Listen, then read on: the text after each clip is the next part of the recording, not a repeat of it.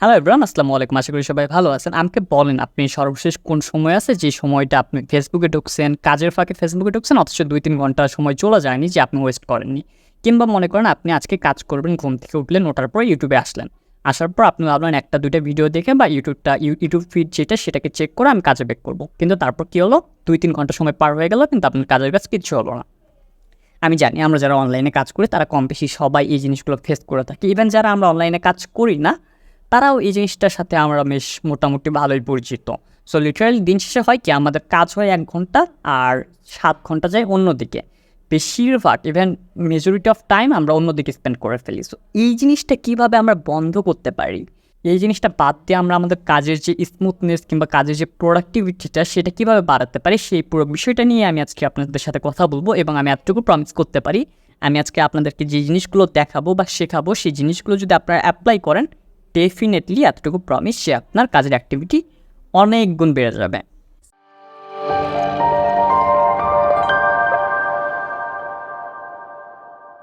কিছুক্ষণ আগে যে কথাটা বললাম যে আমরা কাজের ফাঁকে ইউটিউবে ঢুকি ৫ মিনিটের জন্য, কিন্তু আমাদের সময় নষ্ট হয়ে যায় ১ ঘন্টা ২ ঘন্টা।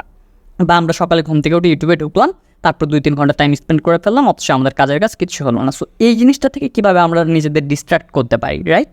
এটার জন্য আমি আজকে আপনাদের পরিচিত করাবো একটা নতুন টুলসের সাথে, সেটা হচ্ছে আনহুক।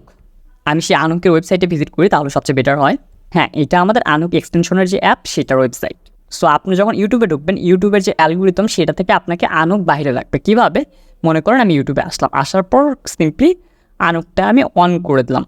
দেখেন পুরো নিউজ ফিডটা আমার ফাঁকা হয়ে গেছে। সো সকালে যখন আমি ঘুম থেকে উঠে ইউটিউবে ঢুকবো তখন আমি দেখবো পুরো ইউটিউব ফিডটা ফাঁকা। অর্থাৎ আমার সামনে কোনো লোভনীয় থাম্বনেইল হোক কিংবা লোভনীয় ভিডিও হোক আমি পাবো না, যেখানে আমি ক্লিক করে ঘন্টার পর ঘন্টা সময় নষ্ট করবো।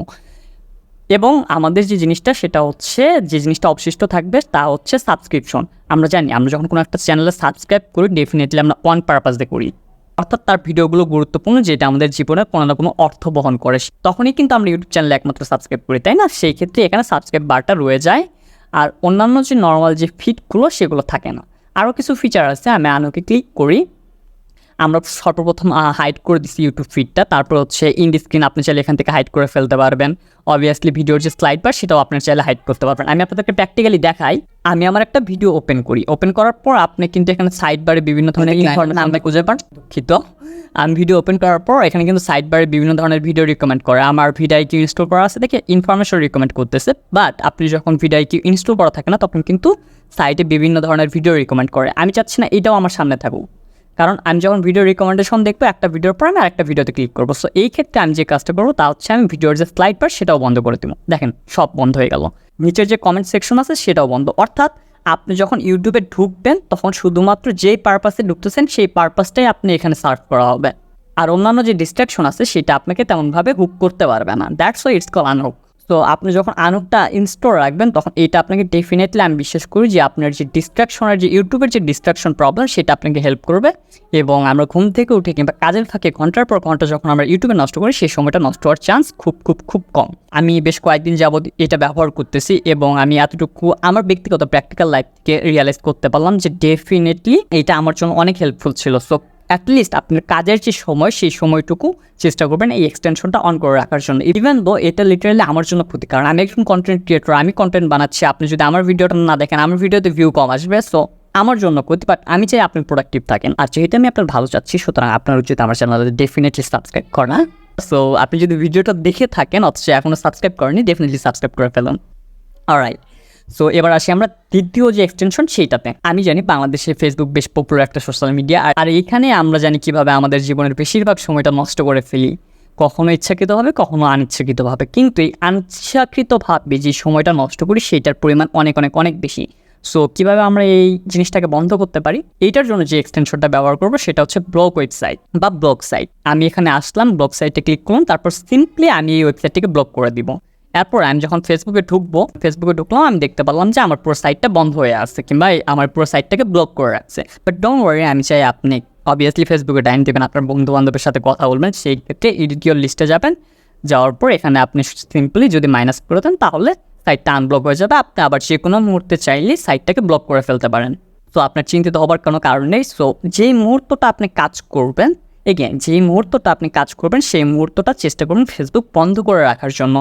কারণ আপনি আমাকে বলেন যে গত 5 বছর যে আপনি ফেসবুক ব্রাউজ করতেছেন কিংবা গত 7 বছর যে আপনি ফেসবুক ব্রাউজ করতেছেন, ফেসবুক থেকে লিটারেলি আপনার জীবন কতটা উপকৃত, কিংবা যেই সময়টা আপনি ফেসবুক ব্যবহার করছেন ওই সময়টা যদি আপনি কাজে ব্যবহার করতেন, আমি বিশ্বাস করি আপনার জীবনের মান আর অনেক বেশি উন্নত হইতো। অ্যান্ড থার্ড, এই বিষয়টা নিয়ে আমি অনেক আগেও কথা বলছি, বাট আমি আজকে আবার রিপিট করতে বাধ্য, কারণ এই জিনিসটা আমার লাইফের প্রোডাক্টিভিটিটাকে অনেক আগে নিয়ে গেছে। এটা হচ্ছে নোশন। তো মনে করেন আমি ঘুম থেকে উঠলাম, ওঠার পর আমি আজকে জানি না যে আমার আজকের দিনের পারপাসটা কী, বা আমাকে এটা নতুন করে আজকে আবার খুঁজে বের করতে হবে। সো ঘুম থেকে ওঠার পর আপনি যখন কাজে ব্যাক করবেন, আপনি একটা জিনিস খেয়াল করেন যে আমি জানি আজকে আমার কী করতে হবে, সেই ক্ষেত্রে আপনার প্রোডাক্টিভিটি বেশি থাকবে, কিংবা আপনি জানেন না যে আপনার কী করতে হবে, সেই ক্ষেত্রে আপনার প্রোডাক্টিভিটি বেশি থাকবে। অবভিয়াসলি যখন আপনি জানেন যে আপনার আজকের দিনের পারপাসটা কী, তখন কিন্তু আপনার ভেতর থেকে অটোমেটিক্যালি একটা মোটিভেশন চলে আসবে, অটোমেটিক্যালি একটা প্রোডাক্টিভিটি চলে আসবে। সো দ্যাটস ওয়াই আমি আপনাকে রিকমেন্ড করবো নোশনের যেই টু ডু লিস্ট আছে সেটা ব্যবহার করার জন্য। আমি দুটো ডিলিট করে ফেলি। সো মনে করেন আমি আগামীকাল কী করবো সেইটার লিস্ট আমি আজকেই করে রাখবো। অ্যাজ এক্সাম্পল ধরেন আগামীকালকে আমার ঘুম থেকে উঠে একটা ইউটিউব ভিডিও বানাতে হবে। সো আমি লিখে ফেলি ইউটিউব ভিডিও, প্রজেক্টের এই জায়গায় দিলাম ইউটিউব।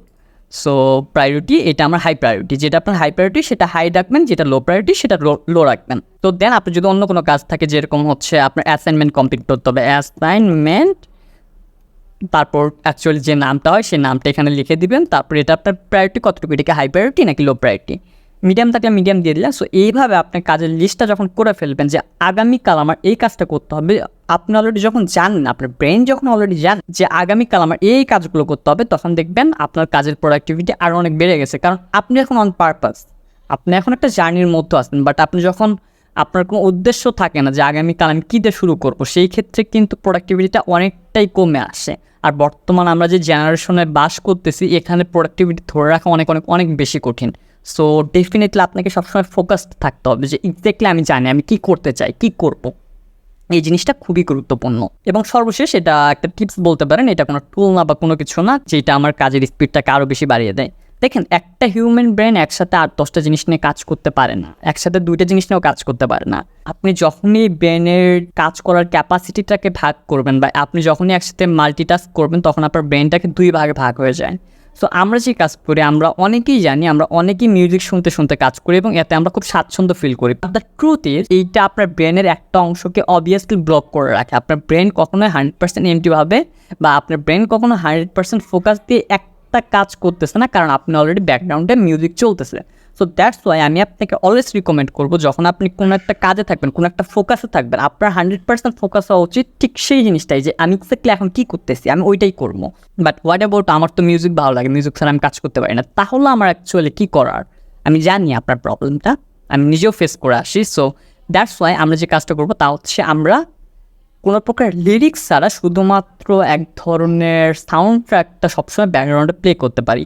আমি দেখাই আপনাদের, রিল্যাক্স মিউজিক লিখলাম বা রিল্যাক্সিং মিউজিক লিখলে আপনি এখানে বিভিন্ন ধরনের প্লে লিস্ট পেয়ে যাবেন। এই মিউজিকগুলো আপনি কাজের প্রোডাক্টিভিটিটাকে বাড়াতে কিছুটা হলেও হেল্প করবে, কারণ এখানে কোনো লিরিক্স নাই, খুব সুন্দর একটা স্মুথ সাউন্ড হচ্ছে। ইভেন এটা আপনার প্রোডাক্টিভিটি বা মাইন্ড যেটা, সেটাকে ফ্রেশ রাখতেছে। তো ইনস্টেড অফ মিউজিক শোনার পরিবর্তে আপনি চাইলে এইটা অ্যাপ্লাই করে দেখতে পারেন। আপনি যখন কাজ করবেন তখন পাশে রিল্যাক্সিং কোনো একটা মিউজিক প্লে করে কাজ করতে পারেন, বাট আমি আপনাকে ডেফিনেটলি রেকমেন্ড করবো অবভিয়াসলি মিউজিক না শোনার জন্য কাজ করার সময়। তো আজকের ভিডিওটা আর বড় করবো না, সবাই ভালো থাকবেন, আজকে এতটুকুই। এবং আপনি যদি চ্যানেলে সাবস্ক্রাইব করে না থাকেন এতক্ষণ দেখার পরও, আপনার ডেফিনেটলি সাবস্ক্রাইব করা। সো দ্যাটস ইট, সবাই ভালো থাকবেন।